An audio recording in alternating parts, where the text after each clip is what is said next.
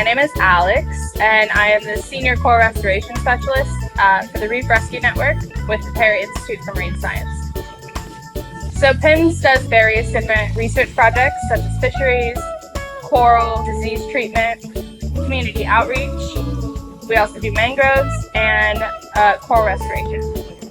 So in this expedition, we removed an existing line coral nursery, and then we replaced both units with a total of 6 vertical buoys and 8 horizontal lines, which corals will grow on to then be outplanted on nearby reefs. We got the corals from 2 nearby reefs. One is called Midway Reef, which we have been outplanting on for many years, and the second is Rocky Point Reef, which we collected from 2 new source colonies on that reef. We were on the Awatea, and the most helpful thing on this vessel was the dive compressor, the platform to dive off of, the live well to be able to store the corals, and the comfortable accommodation. Corals are facing many threats, obviously the first one being global warming, with temperature changes of the ocean, human-caused pollutants, large storms, coral diseases. All of these have been affecting the corals.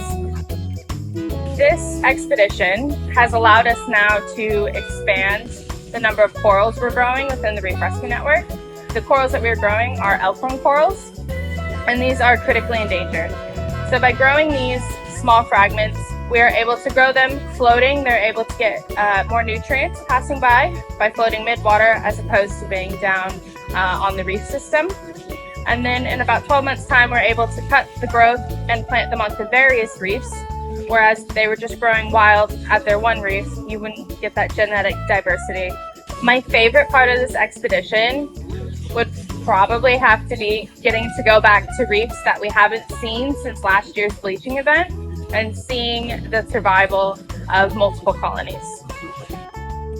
Thank you, obviously, to Seakeepers for facilitating this and getting us hooked up with Awatea.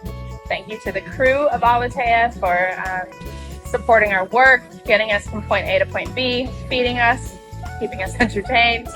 Despite last year's bleaching event, we are still seeing that there are resilient corals out there. So my hopes are that these resilient corals will continue to spawn and create healthy and stronger reef systems than we've ever seen before.